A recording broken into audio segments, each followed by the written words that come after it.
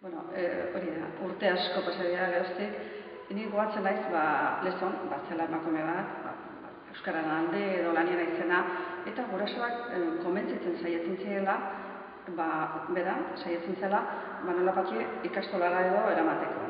Eta, hala joaten ginela, ni badut, anai zarragoa, eta zen hasi zenean, atzetik ni hasi nintzen, ez, ikastolan. Zer egiten genuen ikastolan?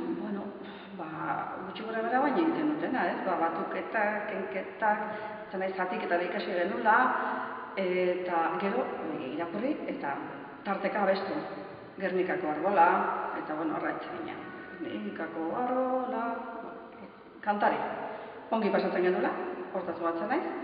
Eta, atxe ikastolan haitu ondoren, gero ja, ostatu, nahitzen. Ume txikiak haitzen ginen bezala, ez? Eta hoxe zen naiz. Zoriontxoa zineten ikastolan? Segurazki, ni bai minipin, ni dauzkadan oroitzapenetik, bai. Zela hori da, ilegala zela eta gero, 7 urtekin edo ni beste ikastetxe batera joan nintzanean, hoxe ikusten zen. Bazirudien, genula aurreko kursua ikasi edo kursatu. Eta orduan paperak egin behar izaten ziela, hori nolapatxe estaltzeko. Esaiguzu, zergatik erabaki zenuen seme alabak ikastolan ezitzea, ikastolan hastea?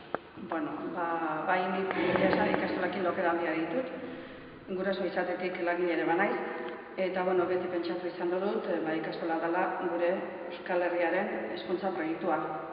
Eta orduan, eredu hori izan da nik hautatu dudana, Euskalduna, Euskara bultzatuko duena, Euskal Herri osoa zabalduko duena, gurasoen irakasleen eta ikasleen parte hartzea bermatuko duena, eta hortan sinistu dudalako, hortxe arraitxuko naiz, guraso bezala, eta hor bokatu duten ere esanez, bere lehenengo ikas prozesua.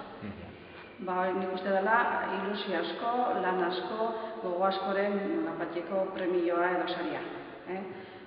Segurezki gure seme alabak hasi zirenean, ez genuen aukera hau izan, eta iruditzen zait ondorengo belamaldietan aukera oso ederra eta proposa dela.